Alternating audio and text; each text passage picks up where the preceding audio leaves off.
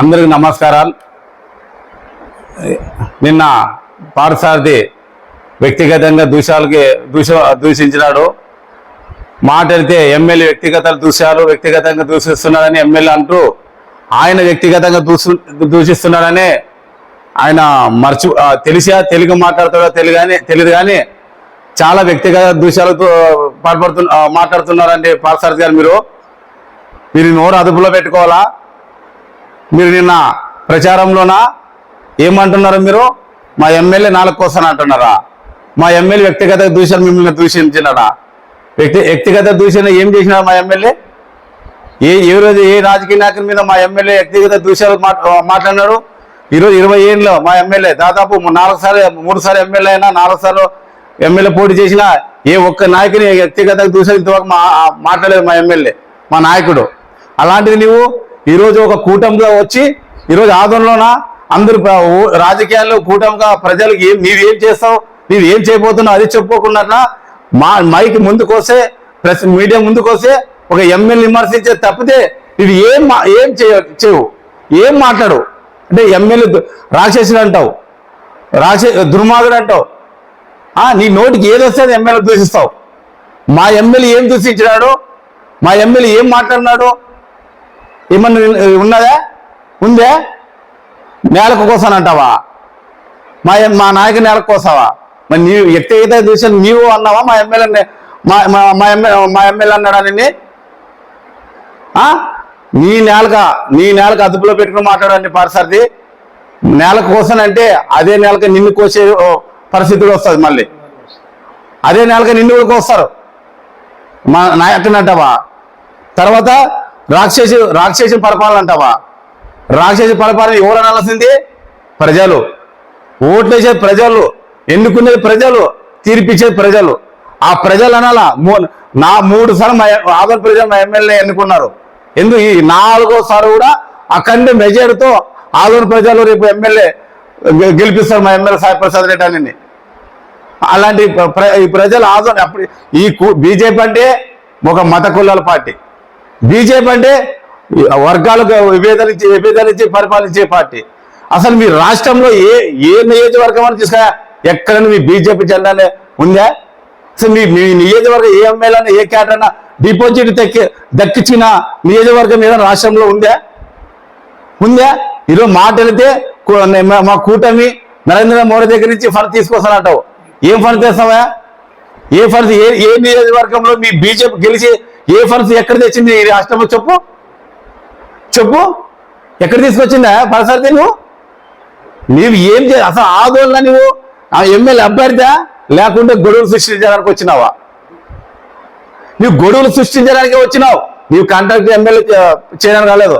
ఇంతకుముందు ఉండే ఎమ్మెల్యే చాలా మంది కాంట్రాక్ట్ చేసిన, ఎంతో మంది పోటీలు చేసినారు, ఎంతమంది ఎమ్మెల్యే అభ్యర్థి చేసినారు ఎన్నో పార్టీల నుంచి. కానీ ప్రజల దగ్గర ఏం చెప్పాలో అది వాళ్ళు చెప్పున్నారు. కానీ నీలాగా వ్యక్తిగతంగా దూషలేదు ఇంతవరకు మాట్లాడలేదు. ఎందుకు మాట్లాడలేదు అంటే యూత్లో మాట్లాడరానే ఆదూరు ప్రజలు అందరూ గమనిస్తారు, ఆదూరు ప్రజలు అన్ని అబ్జర్వ్ చేస్తారు. ఇది ఏం మాట్లాడేది అబ్జర్వ్ చేస్తారు. నీవు వచ్చినప్పటి నుంచి ఆదూరు ప్రజల గురించి పట్టించుకోవు, ఆదూరు ప్రజలు మంచి వాళ్ళ ఆలోచన గురించి పట్టించుకోవు. ఓన్లీ ఎమ్మెల్యే కుటుంబాన్ని ఎమ్మెల్యే విమర్శిస్తావు. ఎవరని నీకు చెప్పినారా? ఎమ్మెల్యే విమర్శిస్తే నీకు ఓట్లు వస్తాయి, ఎమ్మెల్యే విమర్శిస్తే నీవేమన్నా పెద్ద లీడర్ అవుతావని. నీకు నరేంద్ర మోడీకి ఉంటే ప్రపంచంలో నీకు ఇష్టం వచ్చిన నాయకుని తెచ్చుకో. భయపడతామనుకుంటున్నావా? భయం అనేదేమో మేము మాకు చూపు సమయాన్ని ఇట్లా కానీ మాట్లాడుకుంటూ ఉండవు. నువ్వు వ్యక్తిగతంగా దూషిస్తే నువ్వు ఎక్కడ చూసినా అక్కడికి వచ్చే రోజు పరిస్థితి వస్తుంది. ఆదోని ప్రజలు స్వచ్ఛంగా ప్రశాంతంగా ఈరోజు ఏ పార్టీ ఎలక్షన్లో వచ్చినా ఎవరు నాయకులు ఎవరు ప్రచారాలు చేసుకున్నా వాళ్ళ అభిప్రాయాలు చెప్పుకుని ఎలక్షన్కి పోతారు. కానీ నీవు ఎమ్మెల్యే టార్గెట్ చేసి ఇష్టంతరం వచ్చినా దూషిస్తావు. మళ్ళీ తర్వాత 25 రోజుల నేను ఎమ్మెల్యే అవుతా, నేను ఎమ్మెల్యే అయ్యి తర్వాత నువ్వు కాషాయం పట్టు వేసుకుని నువ్వు ఊరిసే రోజు వస్తుందని అంటున్నావు. మన రంగంలో మాజీ కౌన్సిలర్ ఆయన కూడా పార్టీలో చేరాడా, ఆయన కూడా ఎమ్మెల్యే అభ్యర్థి. ఆయన కూడా ఏమన్నాడు, నేను గెలుస్తా, నేను కూడా మా ప్రభుత్వం వస్తాను అన్నాడు. ఆయనకి నీకేం తేడా? ఆయనకి నీకేం తేడా? నీవు గెలుస్తావంటే గెలుస్తావని నీ కళలో కనాలిగానే నీ ఎప్పుడు నీ జీవితంలో ఇదే 20 ఏళ్ళు ఇస్తా, ఇది 20 ఏళ్ళు మీ కూటమి నీవే తెచ్చుకో టికెట్ నీ చేతనైతే. మా ఎమ్మెల్యే సాయిప్రసాద్ నుంచే ఫ్యామిలీ నుంచే నిలబడతారు. నీకు 4 తరాలు ఇస్తా మా ఎమ్మెల్యేతో నువ్వు గెలి. అప్పుడు నేను రాజకీయాన్ని సన్యాసం చేస్తా. నీవు నీ కూటమి ఇది ఇప్పుడు కాదు, నీవు ఇంకా 4 తరాలు ఇట్లా తెచ్చుకో, 4 సార్లు తీసుకొచ్చుకో ఇదే కూటమి మీద నీవు మా ఎమ్మెల్యే దగ్గర పోటీ పడు. ఏంది మాట్లాడుతున్నావు? మాట్లాడితే ఫస్ట్ నీ కూటమి సరిదిద్దుకయా. మేము కాదు ఓడికొట్టేది, నీ కూటమి నిన్ను ఓడికొడుతుంది. నీ కూటమి నిన్ను ఓడికొట్టే పరిస్థితి ఎందుకయా నాకు అని ఆ రోజు నెత్తి మీద బట్టేసుకుని నీ బెడ్రూమ్ లో నీ కూర్చుని ఆలోచించే రోజు వస్తుంది. ఆదోని ప్రజలు అంటే ఏమనుకున్నావు?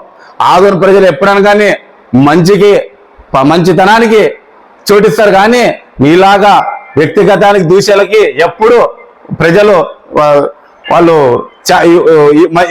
సపోర్ట్ చేయరు. నాయకుడు అయిన తర్వాత కొన్ని ఆచి చూసి మాట్లాడాల. మేము ఇంకా ఎప్పుడు మీడియా దగ్గర రాము, ఎప్పుడు ప్రెస్ మీట్ పెట్టాము.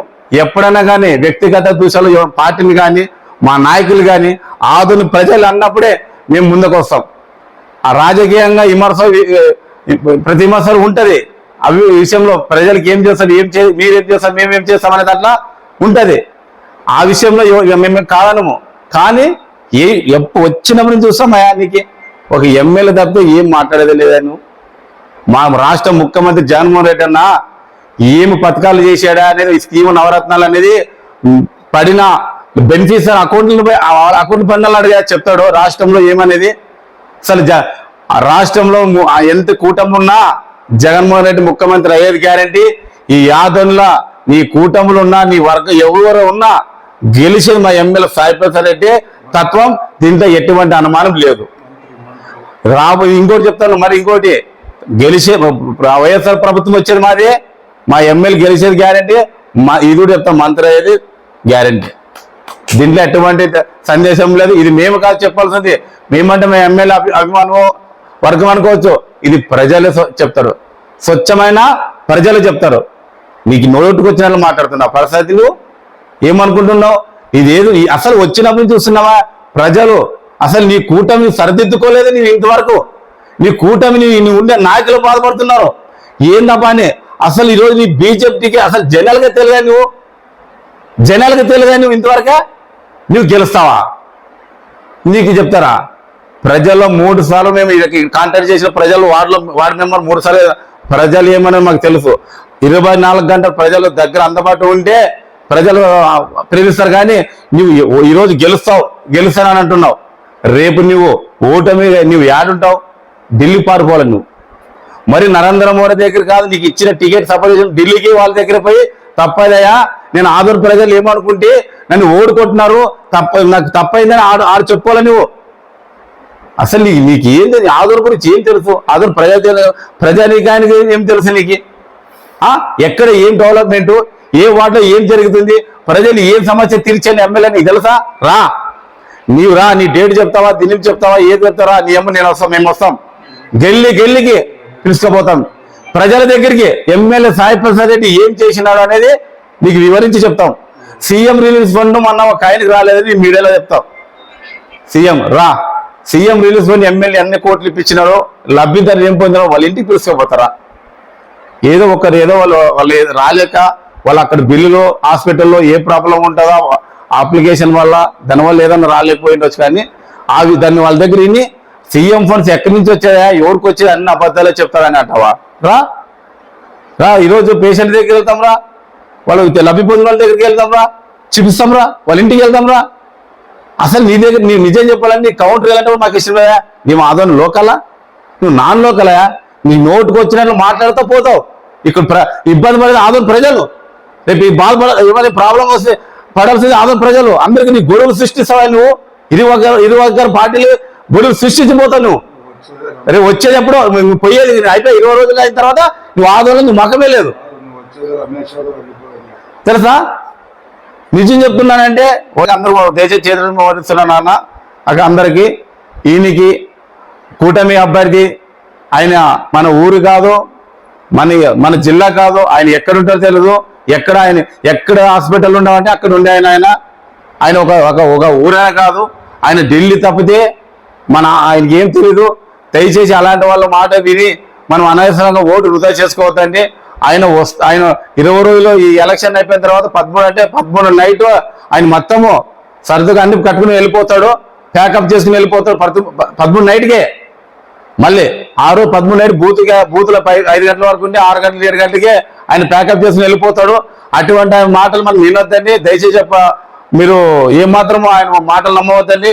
మనకి ఈరోజు అందరికీ కష్టం వచ్చినా ఏ ప్రాబ్లం వచ్చినా ఒక మనోజ్ రెడ్డి అన్న ఒక ఎమ్మెల్యే అర్ధరాత్రి ఫోన్ చేసినా తలుపుకొట్టినా దగ్గరుండి వాళ్ళ కుటుంబాలు మన ఇంటికి వచ్చి పలకరించి పనిచేసే వ్యక్తులు ఎవరైనా ఉన్నారంటే మన ఎమ్మెల్యే సాయి ప్రసాద్ రెడ్డి. కాబట్టి మన జగన్మోహన్ రెడ్డి చేసిన పథకాలు, మన ఎమ్మెల్యే చేసిన మనకు ఆదరణ చేసిన సేవలు మనం మర్చిపోకున్నట్ల తప్పకుండా ఆంధ్ర ప్రజలు అందరూ గుర్తించుకుని అందరూ ఆలోచించుకుని ఎమ్మెల్యే సాయి ప్రసాద్ అఖండ మెజారిటీతో గెలిపించి తీరుతారుడా. ఈ ఫ్యాన్ గుర్తుకి మీరు అమలైన ఓటు వేయించి గెలిపించాలని మీ అందరూ మొక్కుతున్నా. ఇంకొక విషయం దయచేసి అండి పార్థసారథి గారు, మీరు వ్యక్తిగతంగా దూషాలు పోతే దానికి త్రివులంతా పోతాము. ఏమిటికన్నా మేము సిద్ధం. రాజకీయాలు ఆచి చూసి మాట్లాడాలా. ప్రజానీకానికి ఏం చేస్తామని అదే చెప్పని మీకు ఎన్నోసారి చెప్తాము. మా ఎమ్మెల్యే మీకు నోటుకు వచ్చినారో మాట్లాడతారు, తాట తీస్తాను, చప్పట్లకు భయపడును అంటే మీకు భయపడతామా మేము? అంటే నీకు భయపడతామా? నువ్వు నరేంద్ర మోడీ తెచ్చుకాయా భయపడము. నీవు కాదు, నీ కూటమిలో ఉన్న పవన్ కళ్యాణ్, నీ చంద్రబాబు నాయుడు, మీ తర్వాత మీ పురంధేశ్వరి, నీ ముగ్గురు వచ్చి టికెట్ పోటీ చేసినా గెలిచే మా ఎమ్మెల్యే సాయి ప్రసాద్ రెడ్డి.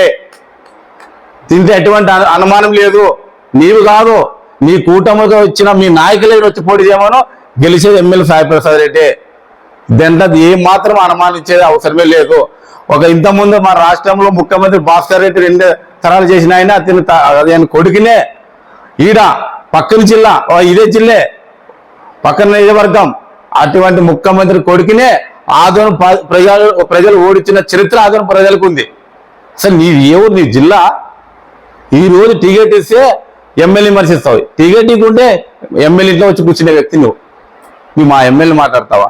మాట్లాడేటప్పుడు రాజకీయాల్లో మీకుండే ప్రజలకి ఏం చేయాలి, డెవలప్మెంట్ ఏమి, మేం చేయగలమో, మేము ఏం చేస్తామని అది చెప్పుకో నువ్వు. అంతేగాని వ్యక్తిగత దూషాలు నేలకు కోస్తాం, నీ తాట భయపడము, నీకు ఎవరు భయపడతారా? జాగ్రత్త అని ఈ మీడియా దాన్ని మీకు తెలియజేస్తున్నా. Narasimhulu municipal vice chairman Adoni.